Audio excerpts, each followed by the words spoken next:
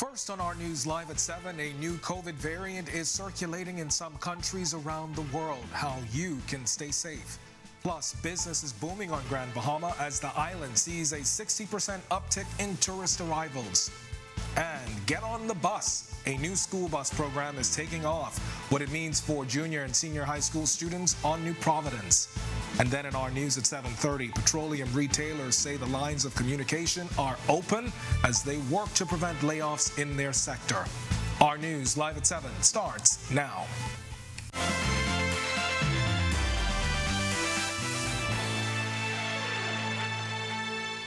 Welcome to our news live at 7. Thanks for joining us tonight. I'm Candino Knowles. A new COVID-19 variant is spreading rapidly across some countries, putting local officials on high alert.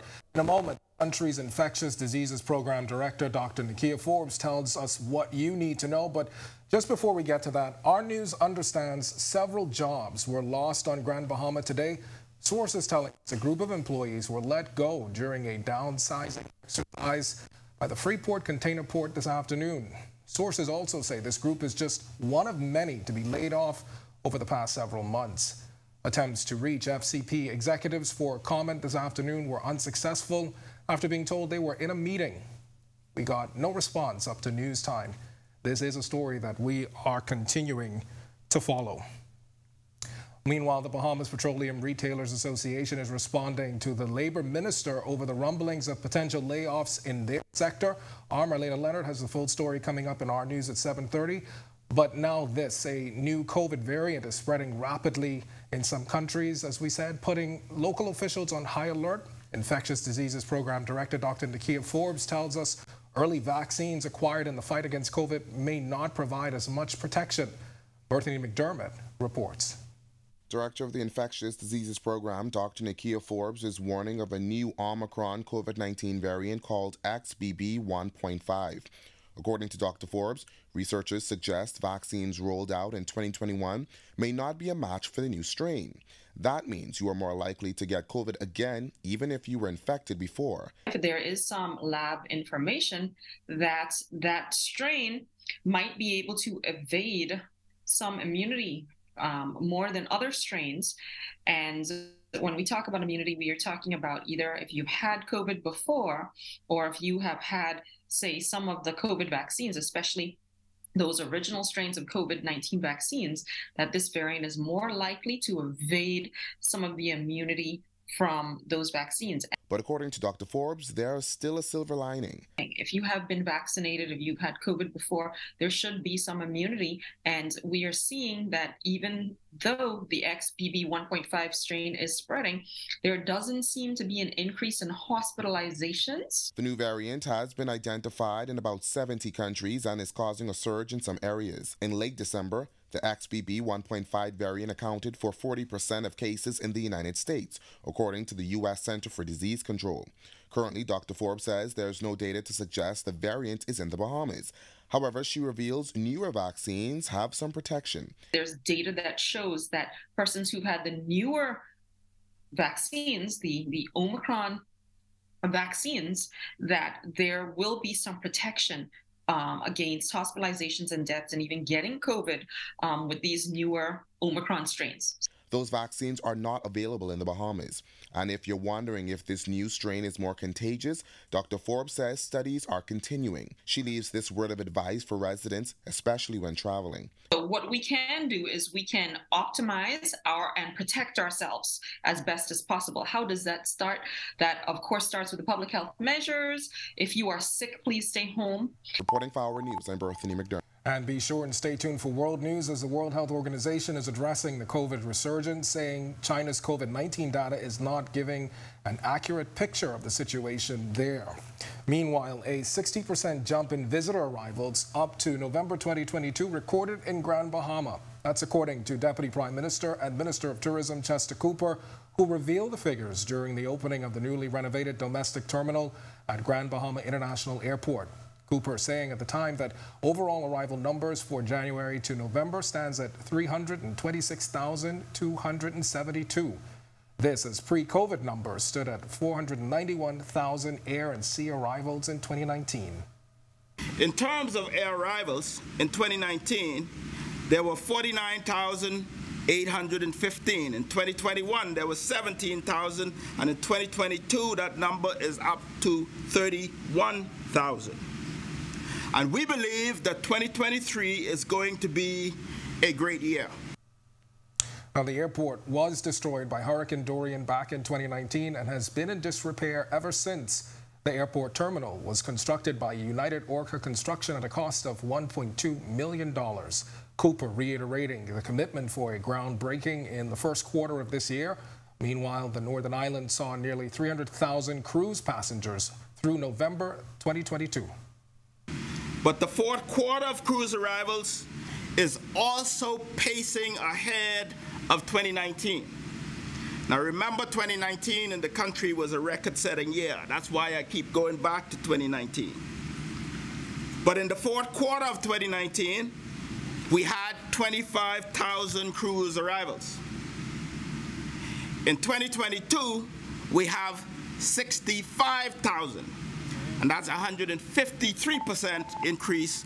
All right, and just off of that good news for Grand Bahama, we go now to the Weather Center with meteorologist Greg Thompson for your first look at conditions across the islands. And Greg, I see you're watching a slight change in conditions tonight. Yeah, we are expecting a front that's now moving into the eastern Gulf of Mexico. Should move into Florida overnight and into the northwest Bahamas sometime late tomorrow and into Friday. So we'll tell you about that in a short while though.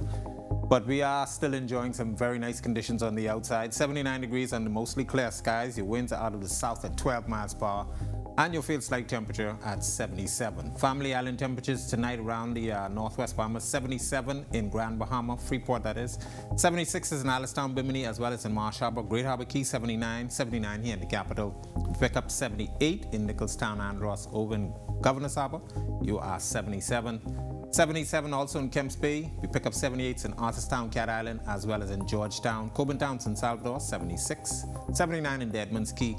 And into the southeast Bahamas, 80 in Duncantown, Ragged Island, 78 in Colonel Hill, Cricket Island, a pair of 79s in Delectable Bay, Acklands, Abrahams Bay, 79, 79 also in Matthewtown, Inagua, and our neighbors to the southeast, Turks and Caicos Islands, you are 80 degrees at this hour. Satellite view, well, satellite and radar composite showing a frontal boundary now moving across the Florida area, actually in northern Florida. A lot of showers and thunderstorms associated with that system continuing to push towards the south and east. But this frontal boundary should get into the southern portion of Florida, Miami, South Dade, by late tomorrow and into early Friday.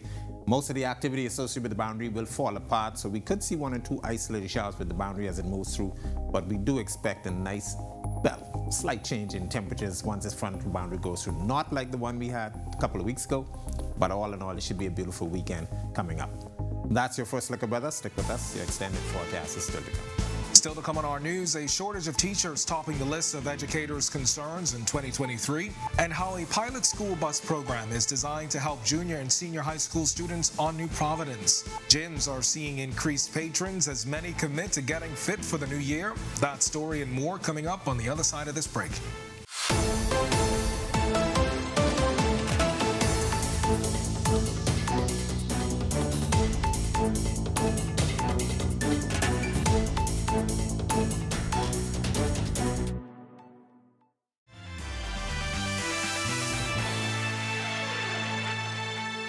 Beginning this month, fees to replace or renew your driver's license have increased. New fees at the Road Traffic Department include the issuance and renewal of commercial driver's licenses, changing the photo on your driver's license, replacement of a driver's license, and the renewal of a general driver's license. Here's reaction from several motorists who say they feel indifferent about the changes.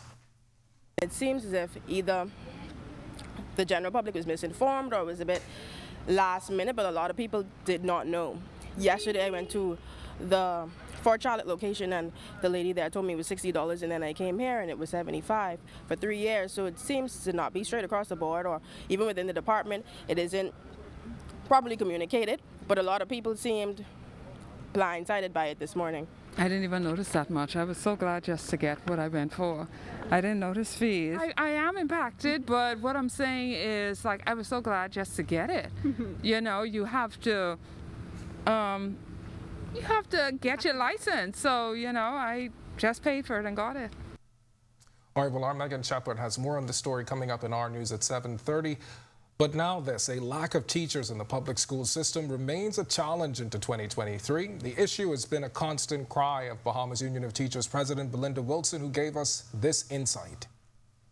We also have major concerns in Harbor Island and Harbor Island all age. So grade 5 and grade 4 classes, they have no teachers from August of this year. They're in need of religious knowledge, social studies, physical education, guidance counselor. They're also concerned about they don't have sufficient security officers. We also have concerns at Moores Island Harbor Coast. So 2 teachers again have been identified for Moores Island for English language and for social studies. They are awaiting funds from education for them to be able to travel to Moores Island. They're also awaiting funds for their rental allowance. Wilson says she believes the solution is simple and feels the problem can be resolved by beginning the process of contacting and vetting newly graduated teachers. We have a number of teachers who are at home, who have completed colleges and universities from 2020, 2021, 2022. They're still waiting to be employed by the Department of Education. So what needs to happen is that the Minister of Education needs to ensure that the vetting process is sped up and that these teachers are hired and that they are placed in the schools because they're needed. And as teachers fight with a shortage, a pilot school bus program has been launched on New Providence. As Jamila Mizik explains tonight, it's expected to get students home safely from school. Acting Director of Education Dominique Russell says the pilot program revolves around a long-time need. A lot of times they congregate and in their, connecting with one another, they are having issues with resolving conflicts. And so we have a number of contractors or bus operators who are engaged. They come on the campus and the students are lined up and they are put right on the bus and they are transported home. All of the junior and senior high schools in New Providence are participating in the program, and the acting education director is encouraging parents who wish to have their children use the system to connect with the school's principal. Some of our children are saying to principals that they don't catch the bus, but we know better. They just want to congregate. And so we want all of those children who normally catch the bus home to leave school by 3:01. And that's not all, Russell says. In addition to the busing program, they're looking at ways to provide opportunities for students to participate in more positive activities. We're looking at restorative practices. And so the reestablishment of co-curricular and extracurricular activities is of great importance for us. We're looking forward to them assisting us with getting our children involved in positive activities. And once they're involved in those activities, we believe that we're going to stem the tide of the fighting and the bullying and the disrespect on campuses. Reporting for Our News, I'm Jamila Mizik. When Our News comes back from the break, we turn our spotlight to stories making headlines across the world as the World Health Organization is concerned that China's COVID data is underrepresenting the current surge in cases. Plus, on this day in history, the 6th police commissioner was appointed in 2010. And have you made a New Year's resolution yet? Our Marlena Leonard takes a closer look at commitments to get fit. The details when Our News returns. Hi, I'm Dr. Wanda Rogers. Hi, I'm Dr. Munish Sharma. Hi, I'm Dr. Valencia Johnson, Director of Ambulatory Services at Doctors Hospital. I'm the Director of Imaging at Doctors Hospital. I'm a pediatrician here at Doctors Hospital. I am vaccinated against COVID-19. I'm fully vaccinated against COVID-19. I am fully vaccinated against COVID. Are you? Are you? Are you?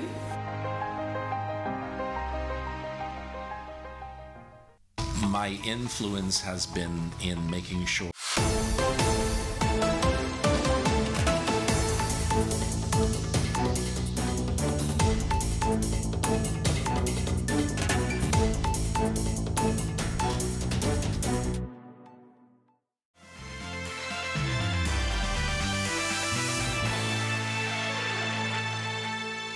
This is Our News. Welcome back. We turn our attention now to stories making headlines across the world.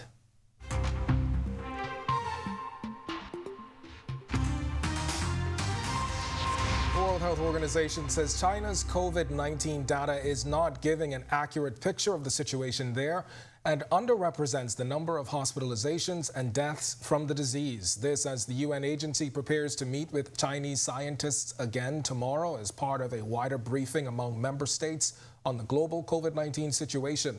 WHO Director General Tedros Adhanom Ghebreyesus reiterated that the agency is concerned about the surge in COVID-19 infections in China and urged Beijing again to deliver rapid and regular data.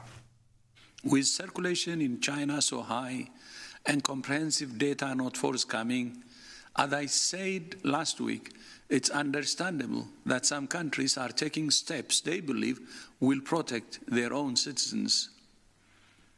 This data is useful to WHO and the world, and we encourage all countries to share it. Data remains essential for WHO to carry out regular, rapid and robust risk assessments of the current situation and adjust our advice and guidance accordingly. British Prime Minister Rishi Sunak promising to tackle Britain's most pressing problems. In a speech today aimed at reassuring critics within his Conservative Party, Sunak promised cutting inflation, ending illegal migration and cutting National Health Service waiting lists. Thousands of workers have gone on strike to protest over pay as inflation hovers around a 40-year high.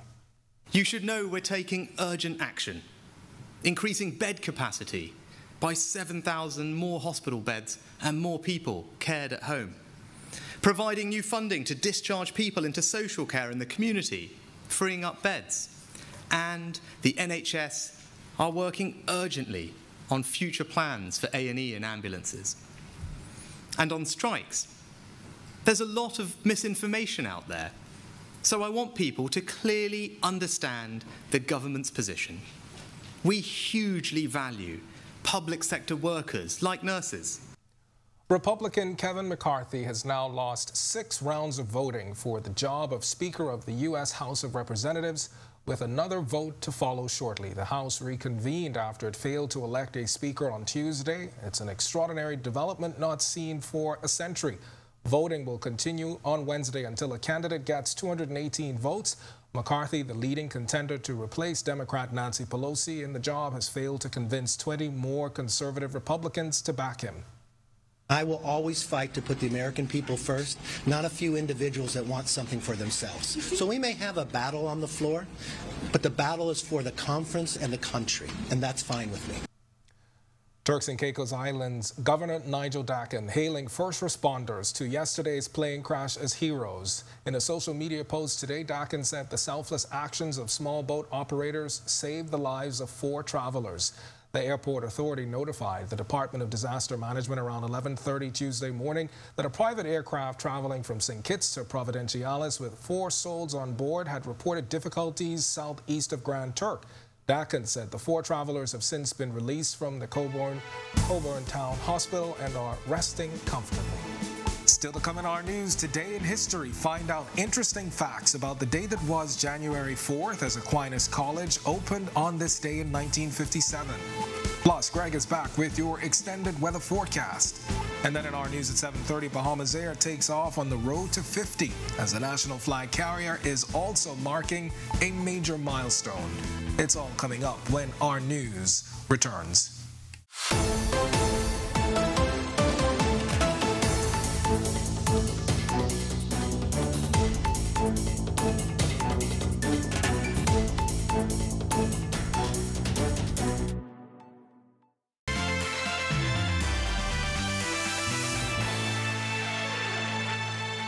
Welcome back to our news. It's time now to turn our spotlight on events that shaped the day that was January 4th. Take a look.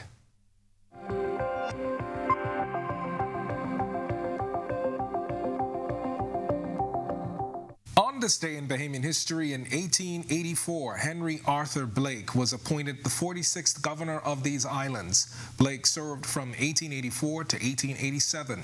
During his period as governor, a watercolor of his 3 children called Children Under a Palm was painted by Winslow Homer. The painting was subsequently featured on the BBC TV program Fake or Fortune. Then 60 years later, in 1944, Bahamian musician Christopher George Fox was born on Long Island.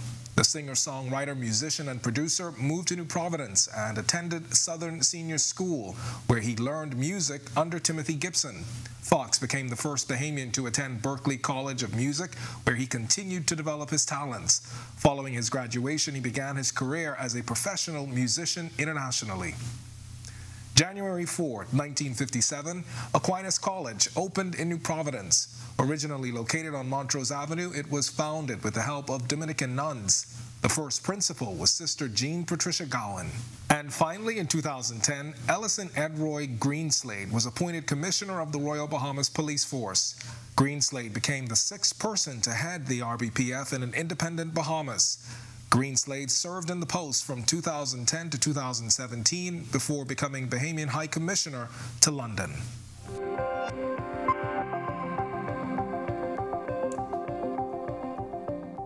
All right, well, the holidays are over, and so are the hefty holiday meals and parties. But those holiday pounds are here to stay. It's got many of us now hitting the gym. Marlena Leonard has the story. We spoke to gym staff in New Providence for an insider's view of the annual rush. Augusto Schaefer has been the manager of Club One Fitness Center in Sandyport for the past 3 years. He says a busy season begins in January that starts to trail off in March. Here's his advice to keep you in the gym past March. Working out should be part of the daily routine. No matter how busy you are, you should come to the gym at least 15 minutes per day, 4 times a week, not less than that.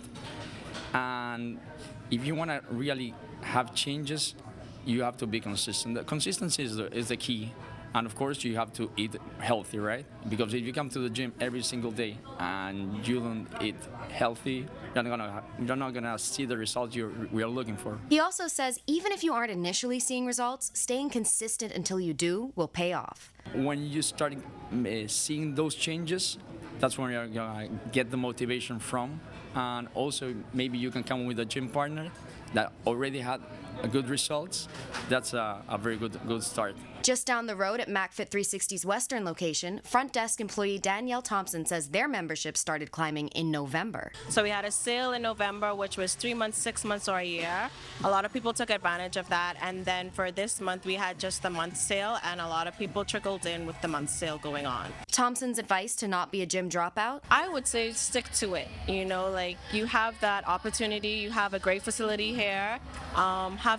Be consistent with your goals, even if they're small. You don't have to be in here for hours out of the day. Try to be consistent. Reporting for Our News, I'm Marlena Leonard. All right, thanks for that reminder, Marlena. And to watch that story again and for all of today's top stories, visit ournews.bs. That's going to do it for us in News at 7. Joining us now is Atalia Hall. She's got the latest headlines. Atalia? Yes, Ken. Well, we heard Marlena talk to people about their New Year's resolution, which is hitting the gym. Now, I know you spoke about patience, but what about the gym this year? You know what? I haven't been to the gym in quite a while, so maybe I'll add that on the list. All right. Sounds great to me. Those pounds really are here. I feel it. I feel it right here. All right. Thanks so much, Ken. Well, we are still following those layoffs over in Grand Bahama, as well as the latest on possible terminations in the petroleum sector. The association president is speaking out. New tonight on Our News Live at 7:30, petroleum retailers say they are trying to prevent layoffs. We have new insight on the plight of retailers tonight. And several Grand Bahamians left without jobs tonight after a downsizing exercise by the Freeport Container Port. Another year, same issue. Students and teachers on South Eleuthera protest a teacher shortage in their community. Plus, you may get sticker shock when you go to renew your driver's license this year. Our Megan Shepard examines price hikes at road traffic. Our News Live at 7:30 starts in a moment.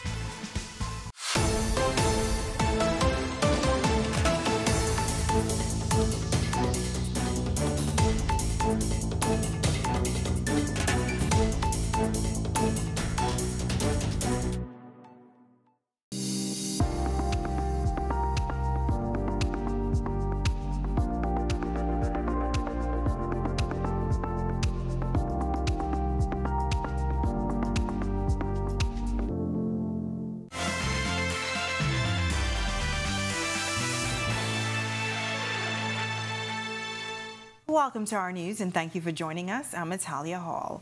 One day after Labor Minister Keith Bell weighed in on rumblings of potential layoffs, Bahamas Petroleum Retailers Association Vice President Vasco Bastian is responding. Marlena Leonard reports. The Bahamas Petroleum Retailers Association Vice President says the line of communication is open with the government. Well, we've been in correspondence with the Minister of Finance and as well as the Office of the Prime Minister, as well as the Financial Secretary, Mr. Wilson. So I haven't spoken to the Minister of Immigration and Labor. I think his name is Keith Bell. I haven't spoken to him at all. Bastian also had this response to claims that station owners had time to prepare, saying that doesn't really help their sector. We live and work in an industry where we're heavily regulated and taxed by the government of the Bahamas. We make 54 cents on a gallon of gas. We make 34 cents on a gallon of diesel. So any type of increase will impact our bottom line. We've just received a 24% increase as a result of January 1st, with minimum wage going from $2.10 to $2.60. And Bastian says other avenues of increasing profits that could possibly be used in other sectors don't really apply to them, as many of the products sold at gas stations are breadbasket items. Layoffs are on the table, but we're not gung-ho in that it's not etched in stone. We're trying to prevent layoffs. We're in the business of creating jobs and creating opportunities. Layoff is the last resort. Bastian says he's hopeful about the government's willingness to talk. But I want to applaud the minister, Mr. Alquitas. I want to applaud Simon Wilson, and I want to applaud the Prime Minister for sitting down with us and working with us through the various different challenges that we're having within the industry. And I believe at the end of the day, level heads will prevail. Reporting for Our News, I'm Marlena Leonard. Our News understands that several jobs were lost on Grand Bahama today, according to sources. A group of employees were let go during a downsizing exercise by the Freeport Container Port this afternoon. Sources telling Our News that this group is just one of the many to be laid off over the past several months. We reached out to FCP executives for a comment this afternoon, but were told they were in a meeting and got no response up to news time. This is a story that we will continue to follow. Well, teachers and students at the Preston Albury High School stepping outside of the classroom to protest this morning. Our Joshua Williams has the story. What do we need? Teachers! When do we need it? Now! What do we need? Discipline! When do we need it? Now! We would have posted 2 other teachers there, but they have not gone there as yet because we have to put them in an apartments, find apartments for them, and also give them their geographical funds to move. We are assisting the school with the development of a comprehensive discipline program that not only involves interventions but preventions. Once the school engages all of the stakeholders, that's the parents, that's the school board, the town council, all of those people coming together, I believe that they will put together something that will allow those children contextually to resolve their conflicts and to get along. Protesters included staff and students who gathered outside the Preston Albury High School in South Eleuthera Wednesday morning. Their gripe?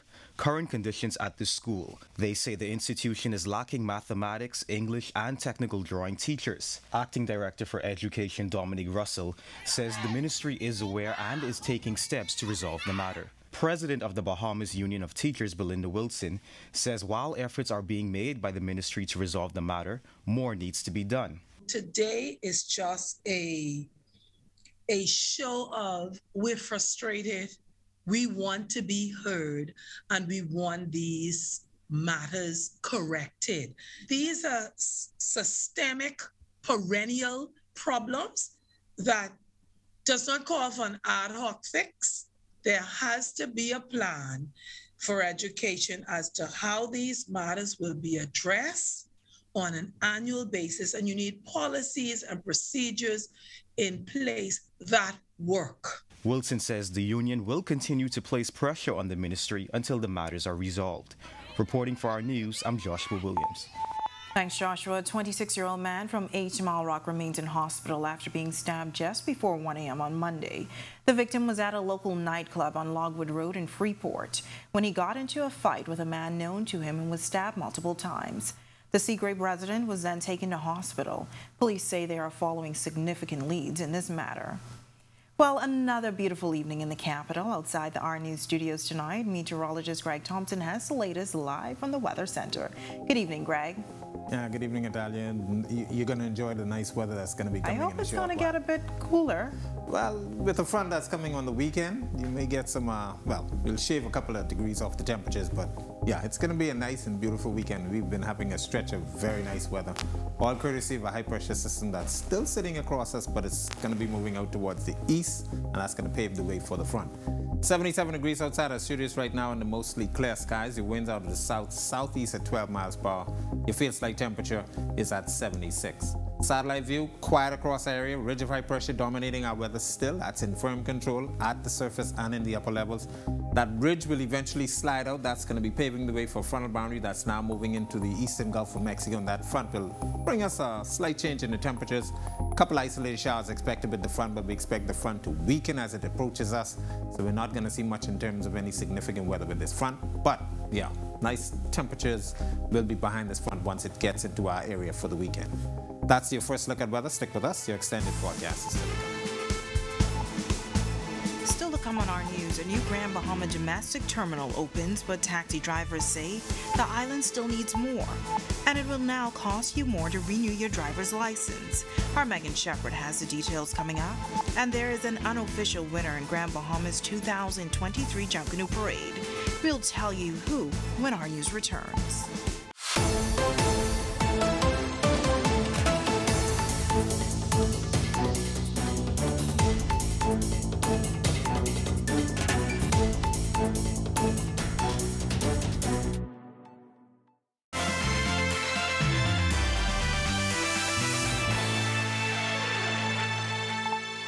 Grand Bahama taxi drivers weighing in on the newly renovated $1.2 million Grand Bahama domestic terminal.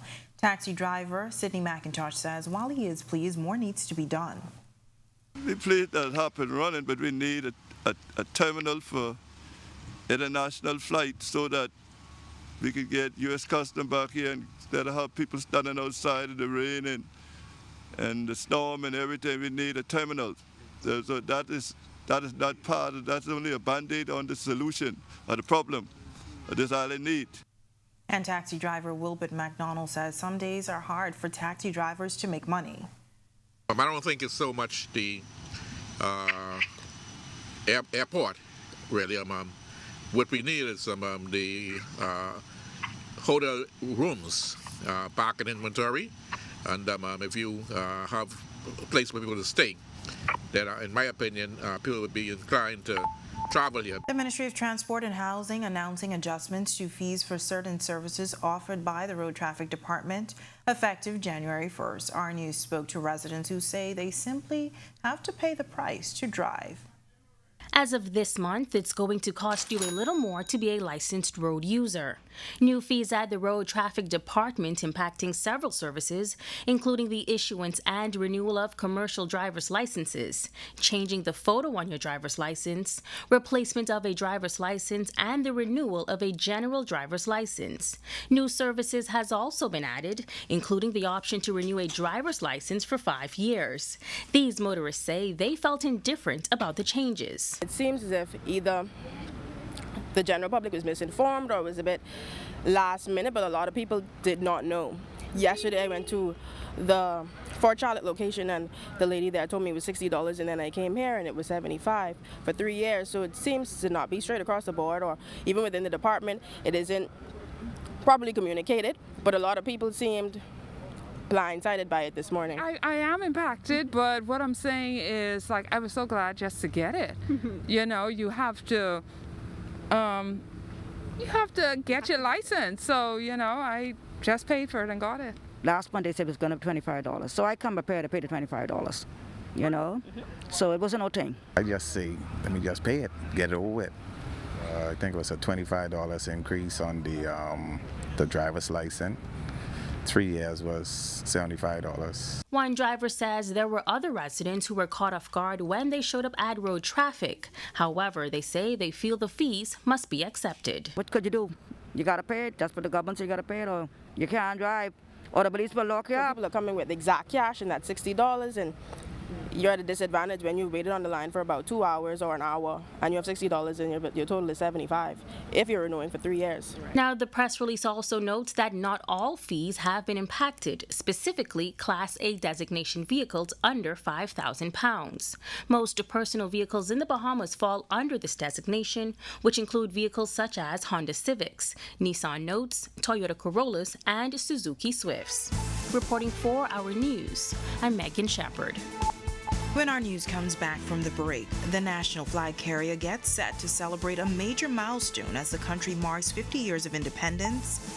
Plus, coming up in Sports for this evening, UB Mingo's taking the floor at the AF Valley Gym as the NPBA begins the second half of a season. We'll also tell you about a new boxing card just around the horizon. Might want to walk this on your calendar. That's all ahead in sports. And now that the Jam Canoe parades are wrapped up, it's back to business in downtown Nassau. We'll tell you how cleanup is going right after this break.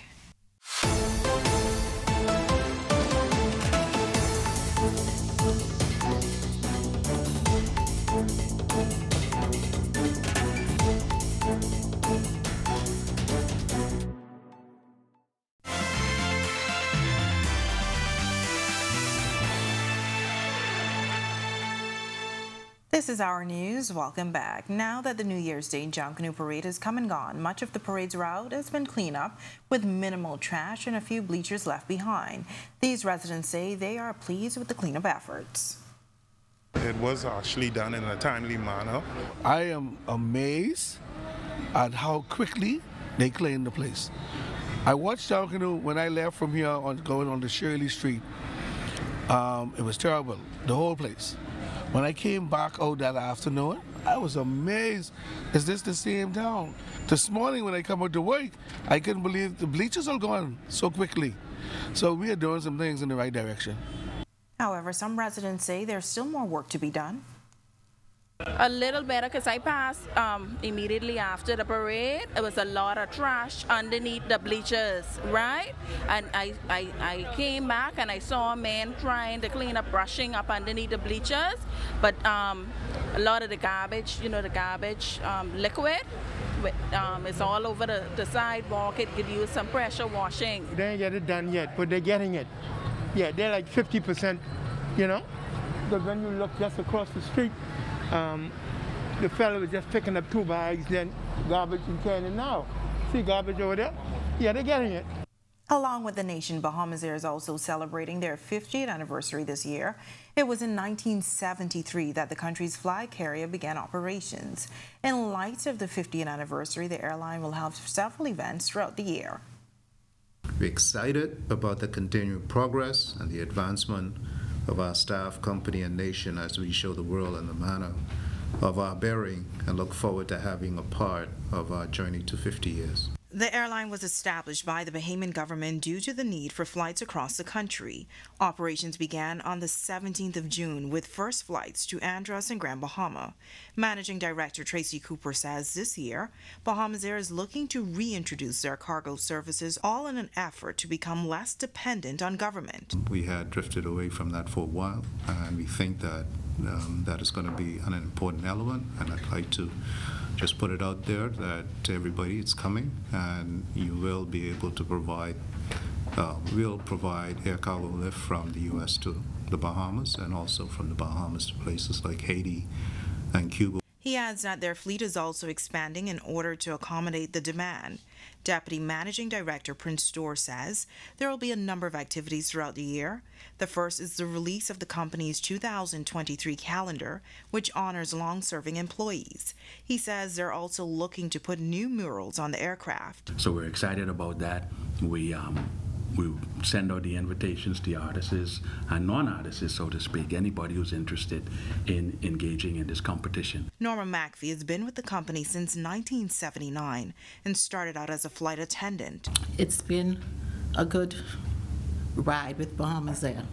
I've made strides from the bottom and came straight to the top. She reflected on the time when she wrote tickets manually. Made a suggestion to one of our managers at the time, he's no longer with us, to go ahead and do it as opposed to manual writing because your fingers got really tired writing at blisters. So I made a suggestion with the other girls who was on board with me, and we wrote a letter, and we became electronically ticketing and all the like, baggage and everything else. All right, congrats to Bahamas Air. Well, the University of the Bahamas men's basketball team ready to kick off the second half of their season. Meanwhile, boxing fans already making plans for an upcoming card. Here's Marcellus Hall with a check on sports. All right, thanks, Natalia. Welcome to Our Sports, everybody. I'm Marcellus Hall. The New Province Basketball Association has now resumed play after its Christmas holidays. And now, the UB Mingos will have their first opportunity to see whether or not they can get back on the winning track. We'll see as their game sets up for tonight. Let's take a look at what's ahead. University of the Bahamas Mingos started the season off with a win, but have been struggling ever since that time. Mingos now will kick off the 2023 part of the New Province Basketball Association season this evening at the Air Valley Gym. Mingos taking on the Tucker Boys Mambas, who they picked up their season opening win against. Head coach Bacchus Rove said the team has worked hard over the break and is ready. We really need to work on just some ball handling and, of course, poise with the basketball, making better decisions. So I think we're not going to have a real Christmas break. We're going to still be going every other day, getting about 2 or 3 hours in every other day, just to ensure that they're ready and sharp when we get back here in January. Meanwhile, on to some boxing news where you may want to mark this on your calendar. It's not going to be for a while, but certainly something to keep track of as they get ready now for the card, which is going to come your way later on this year in May, as a matter of fact. But again, can't be too early to make sure you don't miss out on the action here. It's going to be Drama in Paradise, set for May 13th at the Ken Thomas A. Robinson Stadium. Should be an exciting time. It'll be Martin against Ndogan. It's going to be an awesome matchup, and we hope to have some protagonists talking about just that as this match draws ever closer. And that's it. Your look at sports here on this Wednesday. I'm Marcellus Hall. Back to you, Italia. Still ahead on our news tonight, a big unofficial win for the Platinum Knights at Grand Bahamas 2023 Junkanoo Parade. Plus, your extended weather forecast is coming right up when our news returns.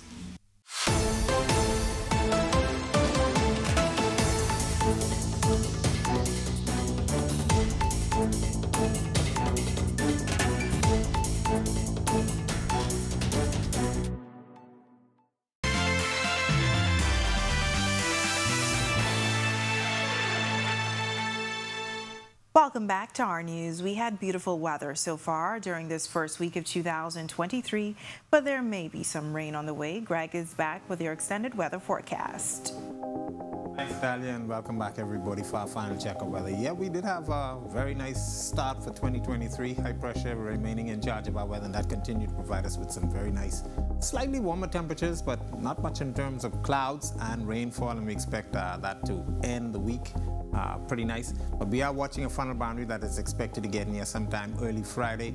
Not much shower activity associated with the front. The front is actually going to continue to weaken as it pulls towards the south and east across Florida.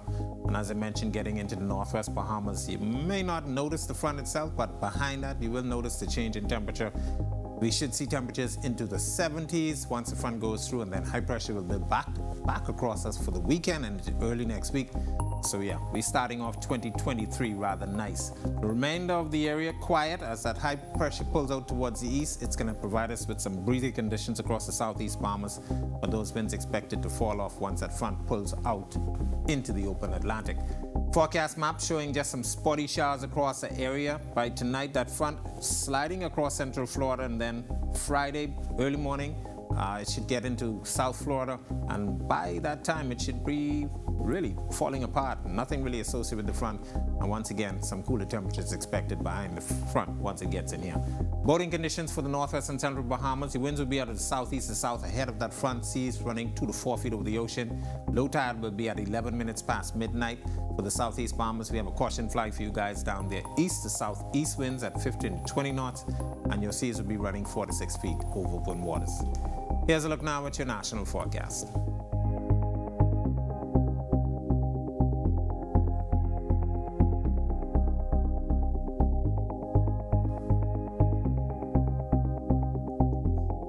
In your extended forecast, that front moving through, as I mentioned, by Thursday night into Friday. Isolated showers expected with that, but we will take a bit of a dip in temperatures. We should be in the 70s starting on the weekend, and that should take us into next week. Very quiet weather expected. That's a look at our weather.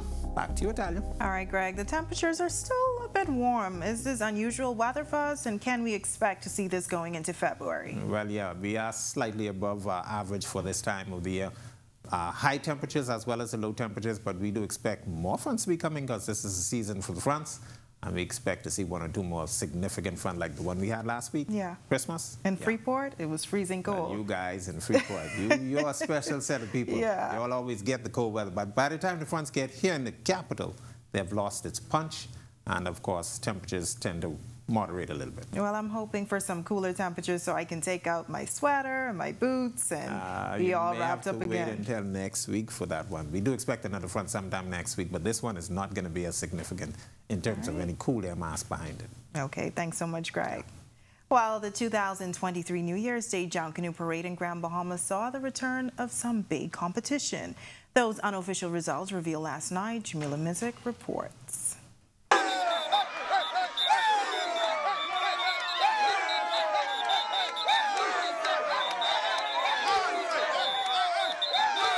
It was a big celebration for the Platinum Nights John Canoe Group, who were declared the unofficial winners of Grand Bahamas 2023 New Year's Day John Canoe Parade. Leader of the group, Thomas Curry, describing the emotional win. This was a rough one. Sponsorship was really hard. Everybody dug in their pockets to make this happen. And you know, we were confident that we were going to get that 5, but we kept quiet. We did our work, and we came up on top. 5. I hail you like this now. 5. The group dominated with the theme Cheers to 10 Years, Drinks on Us. And after putting on a stellar performance on Pioneer's Way, many spectators say the group should take their talents to Bay and New Providence. I am pretty much confident in this group of young people that I got behind me. Once we get the funding, we can shake up the big boys. Give us a chance and we'll show you. I see Grand Bahama loved us. I watched as we come down Pioneer's Way. Everyone stood to their feet. And it was such a good feeling. Yes. For all the work I did the last week, I didn't have no strength in my legs, but that gave me strength to carry on and to put on the greatest show on earth. And after 5 consecutive wins in their 10-year existence, Curry says the best is yet to come. I'm not saying being cocky, but my motto was to win 10 straight and take a break one year and another group win, and then we'll be back on the 11th.